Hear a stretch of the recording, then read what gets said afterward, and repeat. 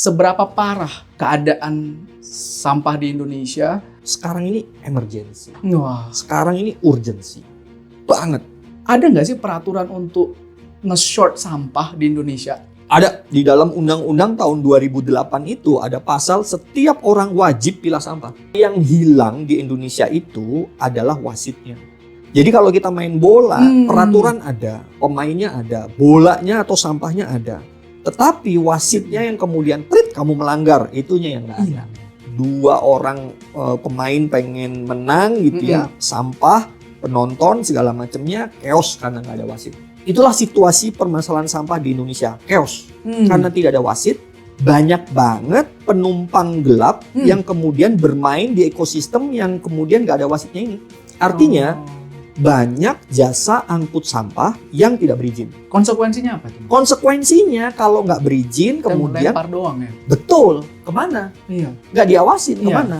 Kalau aku gubernurnya, maka aku akan menggunakan kekuatan terbesarku untuk mengatur masyarakat. Ya. Karena perdanya berbunyi setiap orang wajib pilah sampah, Yes. right? Udah ada, itu clear. Udah ada, clear. Pilah sampah di sumber, Ya. itu sudah 50% solving the problem. Lah Singapura itu mampu mengelola sampah dengan metode seperti itu karena setiap rumah per bulan bayarnya 350.000 hanya untuk sampah. Wow. Indonesia rata-rata cuma 15.000 per rumah per bulan. Menurut kami ngurusin sampah itu juga nggak kalah keren Wes. dengan perusahaan-perusahaan Iya. yang lain dan Iya. lain-lain gitu. Ya, kami sampai di titik itu sekarang. Iya. Mbak Lu namanya itu bukan ambasador, bukan influencer yang dibayar atau apa, tidak. Justru dia berinvestasi. Wow.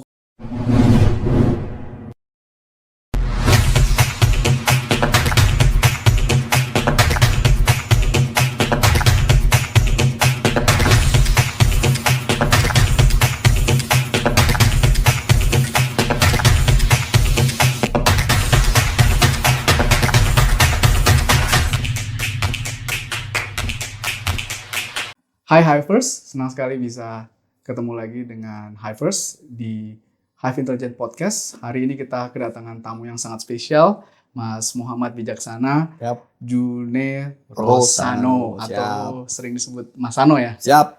Beliau adalah seorang pelopor ekosistem pengelolaan sampah di Indonesia dan juga merupakan founder serta CEO dari Waste for Change. Beliau juga mendirikan beberapa venture lainnya seperti Greeneration Indonesia dan juga XYZ TEM.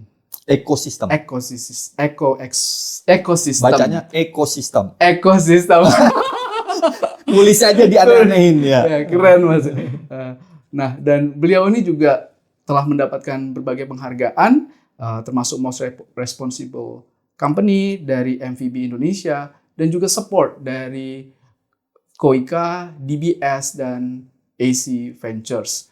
Di bawah kepemimpinannya, Waste for Change telah tumbuh menjadi pelopor industri pengolahan sampah dan telah menangani lebih dari 463 klien B2B, menjangkau lebih dari 18.000 rumah tangga, terlibat dari 320 proyek dan mengelola lebih dari 43.000 ton sampah daur ulang setiap tahunnya. Kita langsung saja ngobrol dengan Mas Sano. Siap. Terima kasih Mas Sano, boleh datang Siap. podcast ini. Siap. Mas Romora Edward Sitorus, PhD. Mengontak lewat LinkedIn. Thank you Mas untuk Sama-sama. waktunya. Mas Sano pengen sekali ngerti tentang Waste for Change. Boleh nggak sharing apa itu Waste for Change, apa yang dikerjakan dan masalah apa yang ditangani? Oke. Waste for Change itu adalah sebuah perusahaan. Kita PT. Mungkin banyak orang ngerasa karena kami menyelesaikan permasalahan lingkungan dan lain-lain seakan-akan kami dianggap seperti NGO.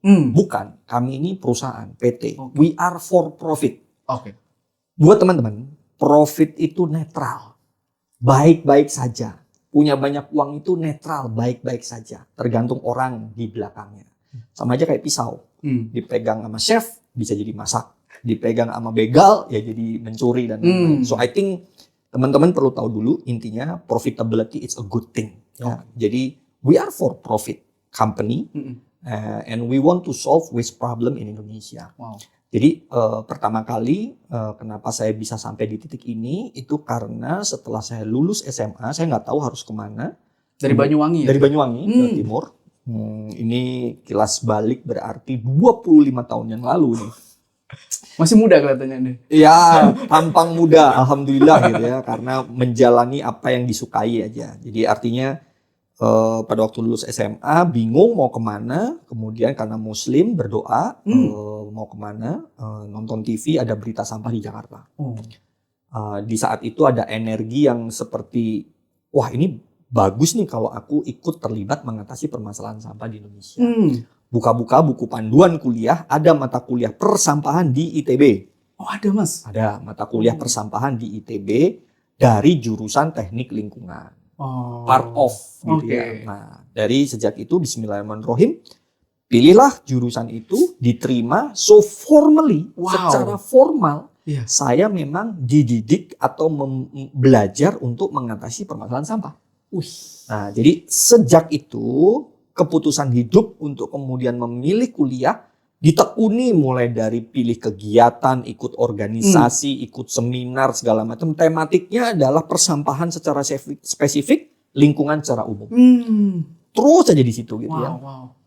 Dan yang kedua karena memang saya cucu dari seorang pebisnis sejati, kakek saya gitu ya. Jadi saya merasa memang menurut saya bisnis itu menciptakan sesuatu yang tadinya tidak ada menjadi ada. Menurut saya. Bisnis yang sama? Sampah? Kakek saya berbisnis 9 bahan pokok. Ya, jadi beliau punya pabrik lah macam-macam segala macam gitu ya. Nah jadi saya melihat bahwasanya bisnis itu menciptakan dari sesuatu yang tidak ada menjadi ada. Termasuk tidak punya uang saku menjadi punya uang saku. Itu menurut saya bisnis gitu ya. Jadi saya sudah mulai belajar untuk berbisnis sejak dari SMA, kuliah segala macam. Jadi pertanyaan kedua setelah lulus kuliah, kemudian bertanya kembali, oke, kita udah belajar, lalu mau apa? Nah, pada waktu kuliah itu hobinya juga browsing-browsing tentang dunia persampahan. Dan banyak bertemu bagaimana negara-negara yang maju mengatasi masalah sampah itu peran swastanya, perusahaan-perusahaan yang mengatasi masalah sampah kuat sekali. Bahkan perusahaan-perusahaan mengelola sampah ini bisa menjadi billion dollar bisnis dan membuka banyak green job. Ya puluhan ribu orang gitu ya yang bekerja dan lain-lain. So itu kemudian menjadi penekanan kepada diri saya bahwasanya bagi saya yang memang suka dalam entrepreneurship dan panggilan jiwanya ingin mengatasi masalah sampah lalu menggabungkan dua hal ini menjadi sebuah organisasi namanya Greeneration Indonesia. Jadi belum Waste Fortune masih jauh, namanya Greeneration Indonesia dulu. Greeneration dulu. Jadi Greeneration itu justru menjadi payung grup kami, Greeneration Group. Nah, lalu dari Greeneration Indonesia itu kita ya udah berjalan, bergerak gitu ya, melakukan beragam upaya. Yang pasti dari Greeneration dibuat dari tahun 2005, 2006, momen-momen aku lulus, lalu 8 tahun kemudian kami membentuk Waste Fortune. Jadi sekali lagi Waste Fortune ini adalah jasa pengelolaan sampah yang bertanggung jawab. Perusahaan for profit dan dia ada di dalam payung Greeneration Group. Paham. Begitu. Wow. Itu tentang Waste Fortune. Menarik banget Mas. Saya lihat Waste Fortune ini sangat luas produk yang dihasilkan. Tapi kan misi yang paling utama tentunya mengurangi waste. Seberapa parah keadaan sampah di Indonesia dari waktu dulu, waktu Mas SMA dulu sampai sekarang, tentunya ada perubahan tapi masih parah kah? Menurutku berlaku dua-duanya. Artinya gini, sampah itu identik dengan pertumbuhan populasi dan pertumbuhan ekonomi. Karena bicara tentang konsumsi. Semakin banyak kita mengkonsumsi, maka akan semakin banyak sampah terjadi. Maka dua variabel paling utama adalah populasi dan tingkat ekonomi. Gitu. Nah kalau ditanya sejak dulu ke sekarang, jumlah sampahnya meningkat. Jadi jumlah sampahnya meningkat. Dulu mungkin tidak terlihat parah karena jumlahnya belum sebanyak sekarang. Dan bisa ditaruh di tempat-tempat yang kemudian tidak terlihat oleh kita. Paham. Out of sight, out of mind gitu ya. Nah itu juga prinsip yang agak berbahaya karena dia memindahkan masalah bukan menyelesaikan. Yang terjadi TPA-TPA yang selama ini kemudian TPA itu tempat pemrosesan akhir, ya. Banyak orang yang mengkonotasikan tempat pembuangan akhir. Ya. That's not true. Di dalam Indonesia kebijakannya TPA itu adalah tempat pemrosesan akhir. Pemrosesan akhir. Jadi bukan untuk dibuang, tapi oke. untuk diproses. Paham. Nah, tempat pemrosesan akhir di Indonesia ini akhirnya justru malah jadi tempat buang doang. Paham. Numpuk yang tadinya kecil, gunungannya makin lama makin sudah tidak bisa disembunyikan. Paham. Nah, tahun 2005 salah satu puncak gunung esnya, Iya. TPA ini meledak, longsor, Iya. meninggal 140 orang tertimbun oleh sampah. 2 desa hilang. Iya. Artinya sampah ya 20 tahun yang lalu ya itu sudah menjadi bahaya yang sungguh luar biasa. Iya, betul. Nah, undang-undang persampahan terbit karena longsor ini 2005. 2008 undang-undang sampah terbit, sekarang 17 tahun yang lalu 17 tahun kemudian setelah undang-undang ini dibuat, masalah sampah belum bisa diselesaikan. Masih parah, Ya. masih numpuk. Ada perubahan? Ada. Perubahannya orang makin aware. Oke. Orang makin tahu Iya. bahwasanya kita punya masalah sampah. Iya. Kan kalau kita dalam konteks problem solving, kita harus menyadari dulu, Iya. meng-acknowledge the problem, right? Yes. Baru kemudian kita tergerak untuk menyelesaikan. Nah, aku rasa di saat yang sekarang ini sudah makin banyak pihak yang acknowledge the problem. Awareness ada. Udah mulai muncul. Karena tadi kita udah nggak bisa sembunyiin. Paham. Tiap tahun, bulan Desember, Januari, Februari, semua pantai di wilayah selatan Indonesia itu terserang oleh sampah dari arus laut dan lain-lain. Kotornya minta ampun. Di bulan-bulan awal itu ya? Bulan-bulan akhir tahun dan awal tahun. Jadi kalau yang namanya tempat pariwisata populer seperti di Bali dan lain-lain, jadi gak enak jadi tempat wisata. Kotornya minta ampun. Oke. Dan itu viral kemana-mana. Dan itu kan merugikan secara ekonomi. Ya.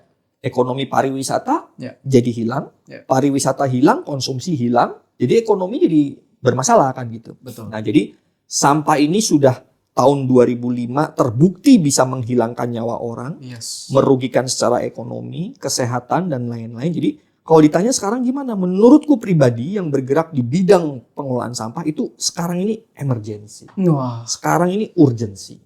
Banget. udah siaga ini ya. Wah, sangat-sangat. Gitu. Iya. Dalam satu paparan Mas, tadi Mas bilang bahwa TPA di Indonesia itu jadi tempat pembuangan air, pemrosesan akhir harusnya, Seharusnya tapi malah jadi tempat pembuangan buang. akhir. Mas pernah memaparkan di ITB kalau nggak salah bahwa hanya 10% dari sampah itu yang di shorted dan di recycle. 10% lagi di shorted tapi di mix lagi. Hanya 80% itu nggak di sort sama sekali. Yes. Pertanyaannya nih Mas, ada nggak sih peraturan untuk nge-short sampah di Indonesia? Ada di dalam undang-undang tahun 2008 itu ada pasal setiap orang wajib pilah sampah. Terus kemudian 4 tahun kemudian menjadi peraturan pemerintah nomor 81 tahun 2012 muncul lagi pasal setiap orang wajib pilah sampah. Kemudian turunannya peraturan menteri dan lain-lain sampai ke level peraturan daerah. Silakan kawan-kawan googling, cek peraturan daerah masing-masing yang dari kota manapun, cek Perda persampahan kota mana misalkan atau Perda persampahan kota mana itu. Cek pasalnya, ada setiap orang wajib pilah sampah. Wajib. Nah, yang hilang di Indonesia itu adalah wasitnya. Jadi kalau kita main bola, peraturan ada, pemainnya ada, bolanya atau sampahnya ada. Tetapi wasitnya yang kemudian kamu melanggar, itunya yang enggak ada. Gitu. Nah, jadinya bayangin main bola, 2 orang pemain pengen menang gitu ya, sampah, penonton segala macamnya chaos karena nggak ada wasit. Itulah situasi permasalahan sampah di Indonesia, chaos. Wah, chaos sekali ya. Jadi padahal kita tahu kalau nggak di shorted ada gas metana yang seperti Mas bilang itu bisa hilangin nyawa orang loh. Betul, karena dia meledak, terus kemudian jadi longsor. Dan itu lebih dari rokok ya, kalau kebakar ada hidrokarbon juga ya Mas. Betul. Jadi gas metan ini puluhan kali lebih berbahaya dibanding gas CO2 yang menciptakan efek gas rumah kaca. Jadi gas metan justru jauh lebih cepat dan lebih mengakibatkan efek gas rumah kaca. Wah, udah parah sekali. Lalu salah satu tesis Mas adalah mulailah dari desa. Ya. Boleh nggak sharing Mas? Kenapa Mas mulai dari desa, mulai membangun satu desa yang mengelola sampah?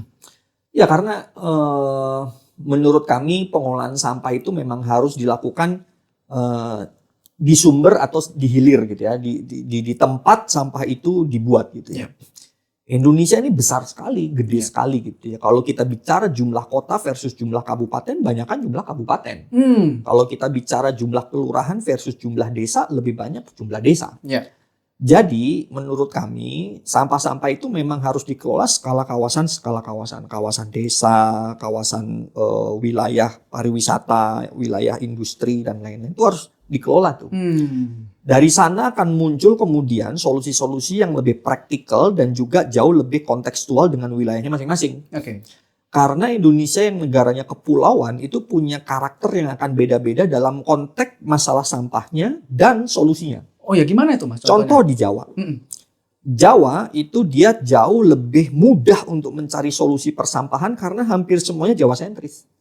Semua industri daur ulang itu berpusat kalau nggak di Jawa Barat, di Banten, di Surabaya. Paling banyak. Nah di situ kemudian muncullah industri-industri persampahan untuk daur ulang ya, seperti botol PET ini kan harganya bisa 7.000 per kilo atau 7 juta per ton. Semua orang udah rebutan ini. Iya, karena ini menjadi material yang memiliki nilai ekonomi. Gitu. Jadi artinya ini bisa menjadi sebuah material yang dimanfaatkan kembali. Nah, tapi kalau misalkan ini kita bilang let's say di Papua gitu, belum tentu harganya bisa jadi 7.000. Karena di Papua nggak ada pabrik daur ulangnya. Kan kalau dibawa ke Jawa, dia butuh cost logistik yang sangat mahal sekali untuk dibawa ke sini. Nah, jadi solusi untuk pengolahan sampah itu bisa jadi beda-beda untuk tiap wilayah, tiap klaster dan lain-lain, dan itu harus dikenali dengan baik gitu ya. Nah, jadi memulai dari wilayah atau memulai dari desa, memulai dari kawasan masing-masing itu menjadi penting untuk memahami situasi. Wah, menarik banget Mas Hano. Jadi kita mulai dari wilayah, mulai dari masing-masing dulu. Nah, tadi Mas bilang bahwa di Indonesia ini pengelolaan sampah itu bisa chaos karena nggak ada wasitnya. Tapi Mas juga cerita di awal tadi bahwa sebenarnya pengelolaan sampah ini profitable.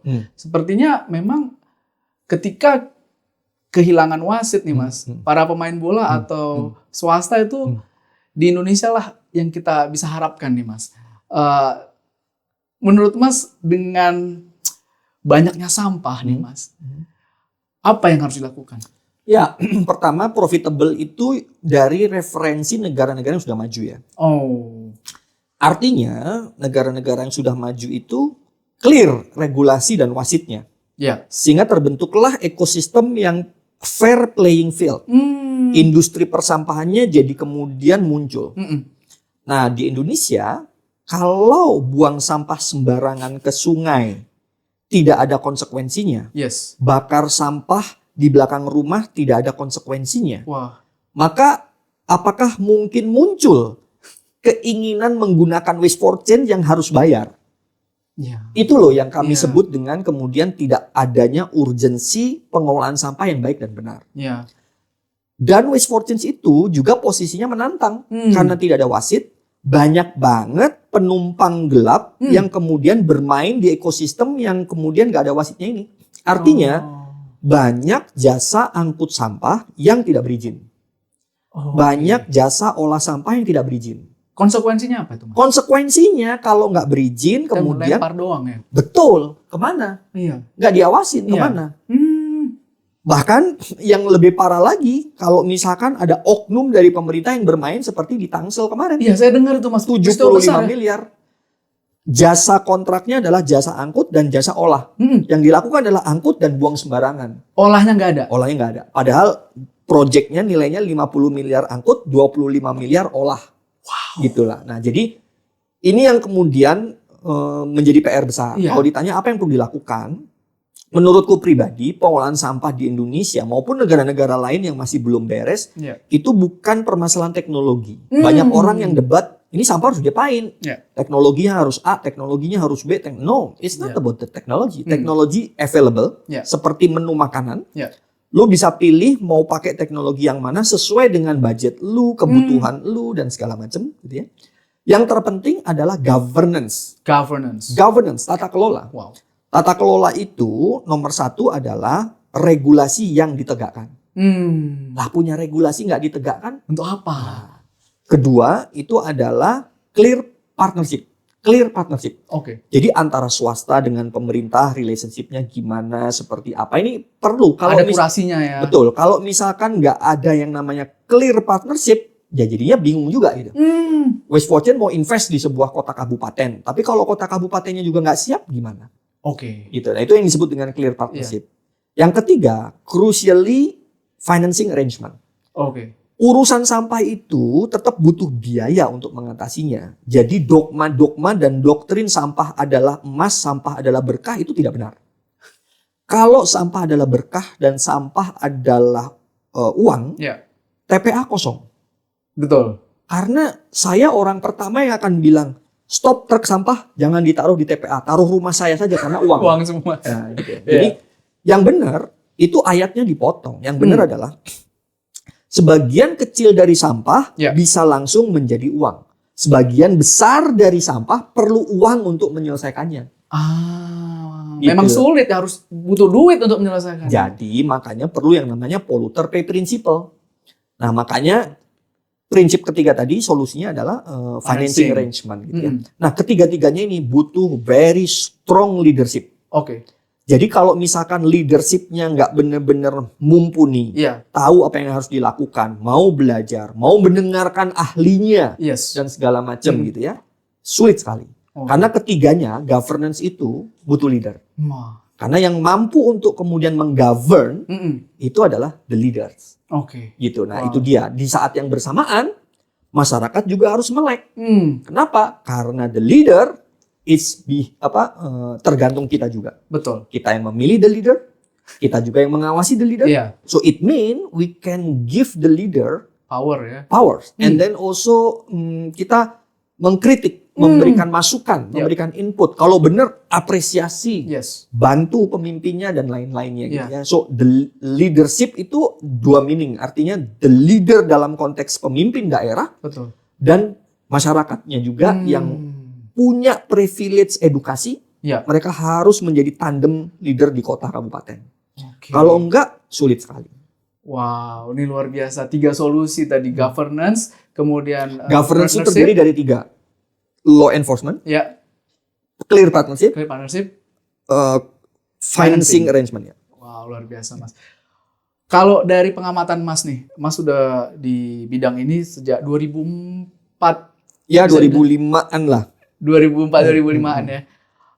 Pemerintah daerah yang paling progresif untuk memastikan bahwa sampahnya itu keluar baik, boleh nggak saya tebak? Ini Bali ya? Bukan. Bukan. Apa nih Mas? Kalau menurut pendapat Mas, opini Mas? Kalau pendapatku itu Surabaya. Oh, yes. Jadi Bu Risma itu beliau adalah birokrat dari level kepala dinas kebersihan. Kepala dinas kebersihan. Menurutku memang benar kok ya, di rumahku juga yang mengurusin kebersihan itu emang istri cewek. Ini bukan karena gini loh, maksudku. Yang namanya cowok itu cenderung mayoritas memang selengean. Tidak rapi, tidak indah gitu ya. Sedangkan yang namanya memang seorang dewi, seorang ibu gitu ya, itu memang secara naluriah suka rapi, suka bersih. Naluriah aja gitu ya. Nah pada saat Surabaya dipegang oleh Bu Risma, seorang ibu, dinas kebersihan dan pertamanan, itu kotanya yang benar-benar ditata habis. Beliau setiap hari keliling jalan yang berbeda hanya untuk ngecek anak buahnya kerja benar atau tidak. Keren. Pakai HT. Ini nggak benar, tolong ini. Ini nggak benar, tolong ini gitu ya. Dari kepala dinas DKP, Dinas Kebersihan dan Pertamanan, beliau naik menjadi kepala Badan Perencanaan Daerah, Bapeda. Dia bisa merencanakan kota segala macam. Dari Bapeda jadi wali kota. Oh, dari bawah. Dari bawah. Nah, pada saat jadi wali kota, dia gunakanlah kekuatannya untuk kemudian mengunci anggaran Surabaya untuk ngolah sampah dengan proper. Kan tadi kunci nomor 3 adalah arrangement kan? Financing arrangement kan? Jadi Surabaya itu yang rata-rata biaya pengolahan sampahnya itu di atas yang lain. Wah, keren banget. Gitu. Jadi artinya kesadaran pemerintah daerah. keberpihakan pemimpin, keberpihakan pemerintahnya untuk menata, Iya. membersihkan, Iya. dan budget pengolahan sampahnya benar, itu penting sekali. Wah. Ini kalau pemerintah kotanya tidak berani untuk menganggarkan, tidak berani untuk membangun sistem, tidak bisa untuk kemudian mengelola kotanya dengan benar segala macam, ya stuck dia. Wow. Stuck. Betul ya. Gitu. Ini satu pertanyaan lagi Mas sebelum kita break. Di Jakarta dibangun RDF, Yes. Rorotan. Yes. Di awal-awal nih ada yang bilang bau. Yes. Itu ada yang bilang karena nggak di sorted. Benar Yes. nggak Mas? Tentu saja. Tentu saja. Jadi RDF itu baru berfungsi dan tidak mengganggu sekitar ketika dia disorted well gitu sampai ke sana ya. Artinya gini, if I were the governor, aku akan menggunakan kekuatan terbesarku untuk menggovern. Kalau aku gubernurnya, maka aku akan menggunakan kekuatan terbesarku untuk mengatur masyarakat. Ya. Karena perdanya berbunyi, setiap orang wajib pilah sampah. Yes. Right? Udah ada, itu clear. Udah ada, clear. So I will use my authority, kewenanganku untuk bilang bahwasanya, oke, kalau kamu tidak mau fasilitasnya bau, maka seluruh kawasan yang akan dilayani oleh ini wajib pilah sampah. Wow. Nah, karena wajib pilah sampah yang masuk ke Rorotan itu adalah sampah anorganik yang sudah terpilah. Oke. Yang organik dibawa ke fasilitas di Bantar Gebang, di TPA. Daripada kemudian kita beresiko juga mau dipakai teknologi macam apapun yang namanya sampah, ya emang bau kok. Iya ya. Ya lo mau pakai teknologi ya. Iya. Kalau truknya aja udah truk yang netes-netes nih airnya, Iya. truknya udah kurang bagus gitu. Ya, kemarin viral ada yang jatuh-jatuh itu Mas dari itu. Ya itu mungkin bukan Jakarta ya. Bukan Jakarta. Ya, jadi yang lain. Tapi Iya. poinnya adalah berurusan sama sampah itu memang sudah potensinya bau. Itu sudah naluri ya. Oke. The risk contain the smell. Cara contain the smell adalah pilah organik dalam ember tertutup. Oke. Yang bikin bau itu sisa nasi, sisa buah, sisa makanan, sisa daging, sisa ikan dan segala macamnya. Taruh dalam ember tertutup. Sisanya wadah yang lain. Iya. Nah, ini bawa ke Rorotan, yang organik bawa ke Bantar Gebang. Oke. If I were the governor, I will do Do that. that. Wah, hopefully one day. Waduh. We are rooting for you, Mas. Jadi ada satu lagi yang bilang Mas di Singapura itu pengelolaan sampahnya tuh di pulau tertentu offshore ya. Yes. Mas setuju nggak dengan itu? Gini, Mahal ya? Singapura itu karena memang kecil. Oh iya. Lu Indonesia ini gede banget gitu. Iya. Indonesia ini luas sekali. Okay. Luas sekali. Iya. Jadi seharusnya kita tidak punya kesulitan lahan seperti Singapura. Oke. Dan kalau kita belajar pengolahan sampah ke Singapura, rada seperti kita punya gaji UMR pengen punya mobil Alphard lah. Wah, jauh banget ya. Banget. Kenapa? Karena kalau cek aja GDP per kapita kita berapa? Bisa jadi itu hampir kita 7 kali lipat or something gitu ya. Mereka more. Iya. Mereka 70.000 US dollar, kita 5.000, 35 kali lipat kali ya. Yes. Sorry, 3. Ya 50, 10, 15 kali lipat. 15 kali lipat gitu ya. So I think rada gimana ya saya melihatnya kalau misalkan kemudian Indonesia secara keseluruhan berkaca kepada Singapura. Ya logistik ke pulaunya aja udah jauh ya. Kalau misalkan kita bicara Jakarta, ya oke lah. Jakarta lebih punya uang ya. Gitu ya. Tapi kalau kota-kota yang lain agak berat. Oh benar juga. Ini kan masalah Indonesia ya. Betul. Gitu loh. Jadi kita perlu juga dong belajar-belajar sama negara-negara yang GDP-nya mirip-mirip dan berhasil tuh gimana gitu. Jadi not necessarily Singapura yang secara ekonomi purchasing power-nya itu gede gitu loh. Lah Singapura itu mampu mengelola sampah dengan metode seperti itu karena setiap rumah per bulan bayarnya 350.000 hanya untuk sampah. Wow. Indonesia rata-rata cuman 15.000 per rumah per bulan. Oh, 15.000 aja. Rata Indonesia. Aku nggak ngomong Jakarta, nggak ngomong kota tertentu. Aku ngomong rata-rata Indonesia. Itu kira-kira sekitar 15.000 per rumah per bulan. Ya.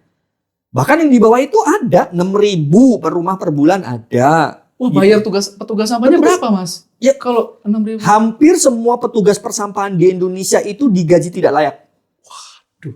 Tidak manusiawi. Mereka dorong gerobak yang Iya. panas-panas dengan alat yang tidak sehat dan lain segala macamnya. Ya, kita udah harus mengubah itu. Betul. Jadi kalau kita bermimpi seperti Singapura, mau nggak bayar 350.000 per bulan per rumah?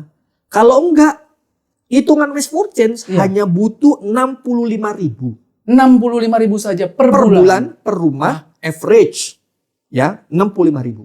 Bisa beres dengan proper dan benar. Udara kita jadi lebih bagus, air kita lebih nyaman ya, Mas. Jadi yang tadinya 15.000 harus dinaikin 4 kali lipat lah. 4 kali. Kan average-nya 15 tuh. Iya. Masih affordable lah. Iya, daripada beli bobati. Iya. Sekarang 65.000 kan Iya. tadi aku bilang average ya. Iya. Artinya masyarakat mampu yang rumahnya 3 miliar ke atas ya bayarnya 150.000 lah. Oh iya. Kan subsidi silang. Iya. Yang nggak mampu bayar 20.000. 20.000. Ketemunya 65 gitu. Oh iya, cocok. Yang menengah 65 masih oke dong. Iya. Iya dong. Masih bisa. Ya gaji 6 juta, 10 juta, 65.000 oke lah. Masih oke. Iya kan? Gaji di bawah 3 juta ya 20.000 lah. Right? Tapi kalau gajinya di atas 20 juta, masa 150.000 aja nggak bisa? Bisa. Nggak mungkin lah. Iya. Gitu. Jadi ini bicara tentang bagaimana pemerintah hadir untuk menggovern. Ngatur. Kamu yang rumahnya mewah, penghasilannya segini, bayar sekian. Kamu menengah, bayar sekian. Yang menengah bawah, oke lah disubsidi. Gitu. Kayak pajak aja ya. Bisa diatur kok. Itu. Wow, luar biasa. Thank you, Mas. Tadi kita udah bahas soal shorting. Ya. Kemudian yang saya ingin tanyakan adalah soal circular economy. Bagaimana kita bisa reuse, recycle dari sampah. Dari waste for change sendiri ada produk nggak untuk membuat composting atau dari bahan sampah anorganik jadi bahan bakar misalkan? Ada banget, karena kita sebagai perusahaan pengelola sampah sangat mengedepankan pemanfaatan material atau daur ulang ini gitu ya. Oke. Maupun guna ulang gitu ya. Jadi kita itu misalkan organik ya, di tempat kita itu organik. Yang pertama sisa makanan kita convert menjadi protein melalui biokonversi maggot atau black soldier flies. Nah itu protein tinggi kemudian menjadi asupan feed mill industry. Kita bisa jual ke peternak ayam, peternak bebek, peternak ikan dan lain-lainnya segala macam untuk kemudian menjadi pakan dari ayam, bebek ataupun ikan.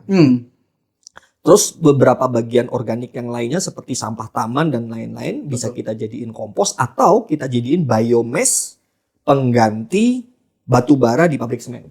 Wah, gimana biomass ini? Jadi kita keringkan, Iya. lalu kemudian karena pernah dengar kan pasti industri wood chip. Wood chip itu kan arang ya? Ya, wood chip itu kan pengganti batu bara. Daripada mereka pakai batu bara, maka mereka akan menggunakan kayu untuk kemudian membakar, membuat bahan bakarnya menjadi arang atau kayu supaya mereka bisa membakar dan menggunakan boilernya. Oke. Nah, sama prinsipnya. Jadi organik yang kemudian kita tadi sampah daun-daunan, sampah ranting, sampah furniture, kayu-kayu rusak dari klien-klien kita kayak gini. Betul. Ini adalah bahan bakar yang bagus. Nah, ini kita cacah, lalu kemudian kita compact, kemudian kita bawa ke pabrik semen, dijadiin bahan bakar di sana. Kemudian untuk organik ya seperti tadi aku bilang, kalau ini udah banyak orang yang butuh. Ada harga jualnya ya? Ada harganya. Tugasnya waste for change itu adalah recovery. Jadi sampah diangkut ke tempat kita, kemudian kita recover. Oh, ini dipisah, ini dipisah. Ini ada off-takernya.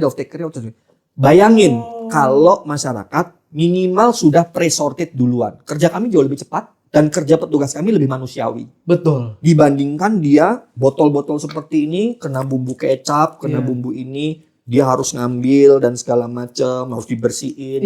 Lebih lama, tidak manusiawi. Nah, jadi pilah sampah di sumber itu sudah 50% solving the problem. Wow. Makanya penting sekali. Iya ya. Gitu. Dan masyarakat itu di semua negara tidak bisa hanya diedukasi. Enforce. Betul. Enforce. Semuanya. Semua. negara-negara yang sudah menegakkan atau mereka anggap budaya ya. Yang orang-orang Indonesia tuh, wah mereka mah udah budayanya milah. Iya, tapi di awal-awal semuanya dipaksa. Semuanya dipaksa sampai kemudian menjadi budaya. Betul. Jadi culture gitu. Iya. Dendanya berapa tuh, Mas? Oh, macam-macam di berbagai negara. Di Eropa punya mekanisme tersendiri, di Jepang punya mekanisme tersendiri gitu ya. Iya. Jadi clear aja gitu loh. Kalau enggak, gimana caranya? Behavior bakal berubah gitu. Betul. Nah, jadi setelah itu sampah disortir-sortir, kemudian kita pastikan untuk didaur ulang oleh mitra-mitra kita. Jadi kita punya pabrik daur ulang plastik, pabrik daur ulang kertas, pabrik daur ulang kardus, pabrik daur ulang besi, aluminium. Ada semua itu ya? Ada semua di Indonesia. Wah. Gitu. Majority lagi-lagi di Jawa sentris. Iya. Gitu. Kita tinggal kirim. Nah, yang nggak bisa didaur ulang atau tidak ada pabrik daur ulangnya, ini kita cacah, kita keringkan, kita press, kemudian jadi bahan bakar di pabrik semen. Jadi RDF, Refuse Derived Fuel, yang mirip kayak tempat di tadi rorotan. Betul, gitu. Nah, jadi itu yang kita lakukan. Jadi menurutku circular economy itu sangat kita terapkan sekali dalam proses kita. Dan untuk circular economy ini menjadi lebih kondusif, lagi-lagi tetap butuh peran pemerintah. Minimal ada 2. Yang pertama adalah bagaimana ada kebijakan yang disebut dengan TKDU. TKDU? Bukan TKDN ya? Bukan. Tingkat kandungan daur ulang. Jadi pemerintah mewajibkan setiap produk-produk yang beredar di masyarakat itu memiliki tingkat kandungan daur ulang. Wajib dan harus dibuktikan. Bisa didaur ulang? Memiliki kandungan daur ulang. Contohnya gimana, Mas? Kacamatamu, ini pakai besi daur ulang nggak? Harusnya gitu. ada ya. Nah, maksudnya kalau ada kebijakannya, kalau ada kebijakan TKDU, maka perusahaan pabrik ini dia harus menggunakan sekian persen daur ulang. Betul. Itu loh. Jadi itulah kebijakan. Nah, misalkan baju itu ya. Betul. Ini TKDU-nya wajib berapa persen? Betul. Artinya dia harus menggunakan sebagian persentasenya itu benang daur ulang. Gitu loh. Iya. Plastiknya daur ulang nggak nih? Ada daur ulangnya nggak? Nah, karena ada kewajiban daur ulang, membuat market daur ulang jadi hidup lagi ya? Jadi lebih pasti, certainty. Sekarang yang menggunakan kan voluntary. Betul. Gue mau pakai, mau tidak, dan segala macamnya kan. Tapi kalau mandatory, jadi kebijakan itu akan mendrive circular economy. Yang kedua, balik lagi, bagaimana semua value chain, mulai dari produsen sampai ke customer, itu behaviornya di-enforce supaya mendukung circular economy. Salah satunya tadi pemilahan sampah di sumber, nggak boleh buang sampah sembarangan. Produsen itu menerapkan yang disebut EPR, Extended Producer Responsibility. Nah, dengan mekanisme 2 ini, yang pertama adalah kebijakannya ngedrive untuk urusan TKDU. Betul. Yang kedua, bagaimana mengenforce value chains-nya ini mengikuti sistem yang pro kepada circular economy.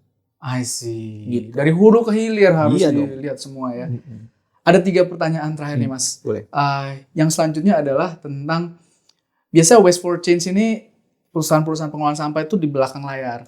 Tapi saya lihat di salah satu website waste for change ada juga ini Luna Maya yang mendukung. Ini gimana ceritanya Mbak Luna Maya bisa? Ya, jadi salah satu investor kami itu temannya Mbak Luna Maya. Nah, Mbak Luna Maya curhat dan cerita dia baru saja main, dan dia kan adventurer ya. Seneng main ke hutan, main ke gunung, main ke laut dan lain-lain. Nah, dia bilang dia resah karena di laut makin sering dia menemukan sampah di pantai, di laut pada waktu dia renang, diving, selancar dan lain-lain segala macamnya. Nah, dia curhatnya ke investor kami yang kenalan itu. Terus dia bilang, kami baru invest ke Waste for Change, lu ikutan aja kalau emang lu resah, lu konkret lah dukung gitu. Jadi Mbak Luna Maya itu bukan ambasador, bukan influencer yang dibayar atau apa tidak. Justru dia berinvestasi ke Waste for Change. Wow, keren banget ya. Dia berinvestasi. Jadi dia our partner and our shareholder. Luar biasa. Salut. 2 jempol nih untuk Mbak Luna Maya ya. Pertanyaan selanjutnya nih, Mas. Tentang bagaimana membangun tim. Tentunya untuk membangun tim yang mengerti tentang green jobs, green skills, green ecosystem itu nggak gampang. Bagaimana Mas menemukan talent-talent ini dan maintain agar mereka stay di tim Mas? Ya, yang pertama aku selalu bilang ya, true leader kalau lu memang punya visi dan kamu betul-betul sudah cek visi kamu logis untuk diwujudkan, bermanfaat dan bagus, kamu jalan. Oke. Mau ada yang mengikuti atau tidak, jalan. Wow. That's the true leader. Karena kalau misalkan gua jalan, kalau lu ikut, kalau lu nggak ikut, gua nggak jadi jalan ya. Bukan true leader. Ya, gitu ya. gitu. Jadi yang pertama tunjukin bahwasanya kamu dulu yang lakuin, kamu dulu yang sentuh sampahnya. Oke. Dulu aku mulai dari pick up-nya, nyiapin apa, maku-maku segala macam, I do that gitu ya. Ya artinya you do it Ya. gitu ya. Kecuali lu anaknya miliarder yang langsung bisa dapat modal, ya lu bentuk tim lebih gampang. Iya. Ya, to be honest, aku anak PNS yang nggak bisa melakukan hal tersebut gitu. Jadi I do it for myself. Wow. Kenapa? Karena it will inspire, ignite inspiration. Ya. Gitu ya. Nah, maka akan muncul orang-orang yang mana, lu ngapain sih gitu. Lu nanya segala macam ya. Nah, dari situlah kemudian terbentuklah tim inti kecil segala macamnya. Ya. Ya dari sana terus di-maintain. Ya. Yang kedua, menurutku untuk mempertahankan tim itu adalah sebisa mungkin mereka adalah orang yang sejalan dengan organisasi. Artinya mendukung visi misi organisasi. Oke. Kalau dia mau cabut, bukan berarti dia jelek menurutku. Kalau dia cabut, bisa jadi dia sedang punya mimpi yang berbeda dengan arah organisasi. Oke. Lepas, dukung. Kalau perlu bantu, kasih surat rekomendasi dan lain-lain segala macam. Luar biasa. Itu posisiku ya. Dia mau kuliah, dia mau kerja, dia mau cerita mau kemana segala macam, lepas. Gitu ya. Tapi kalau lepasnya karena mungkin dia belum paham benar, ya convince, komunikasikan dan lain-lain deh. West Fortune sejak dari awal itu tertib sekali melibatkan kawan-kawan anak muda menjadi intern. Ya. Ya, aku jujur aja tuh, honest. Menurutku intern itu adalah SDM yang affordable untuk organisasi. Oke. Jujur aja. Ya. Dan menurutku itu kesempatan yang bagus juga untuk anak-anak muda belajar bekerja. Betul. Jadi harusnya win-win selama kita emang benar-benar open dan terbuka. Ya. Tetapi pada waktu intern kita kasih hampir semua pembekalan, leadership, training, kesempatan, networking dan lain-lain, kita kasih semuanya. Oke. Dan syaratnya mereka harus stay 4 bulan Di tempat kita. Karena mereka harus menyelesaikan mulai dari awal sampai programnya berakhir. Setahun kita buka 2 kali. Kita buka 2 kali. Nextnya kapan nih, Mas? Pokoknya Januari kita buka, Februari kita rekrut, Juni selesai. Oke. Itu nanti Juli kita buka, Agustus kita rekrut, Desember itu selesai. Nah, di dalam intern itu akan muncullah relationship siapa sih yang memang bagus dan mendukung ini gitu. Betul. Nah, menurut kita itu adalah cara untuk mencari tim yang lebih bagus buat kami. Oh. Dia sudah tahu kita sudah tahu dia, kemudian kita lanjut. Nah, Betul. itu salah satunya. Dulu mencari intern paling di awal-awal tahun 2014 paling puluhan yang kemudian mensubmit aplikasi. Sekarang West Fortune itu bisa 4.000 orang. 4.000. Seatnya cuma 40-an. Wah, that's so cool. Sangat kompetitif ya. 1% only yang terseleksi. So 4,000 applicant, 40 selected. Udah kayak MBA Stanford. It's only 1%.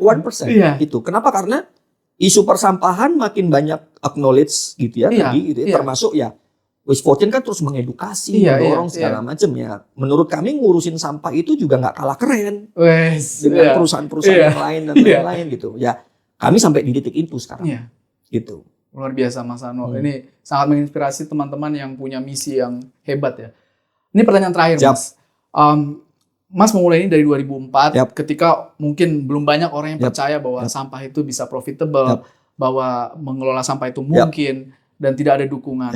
Mungkin juga banyak orang yang membuat Mas mentalnya jatuh karena wah ini nggak usah lah ngurus sampah, kenapa nggak teknik lingkungan, mungkin pegawai bank gitu ya.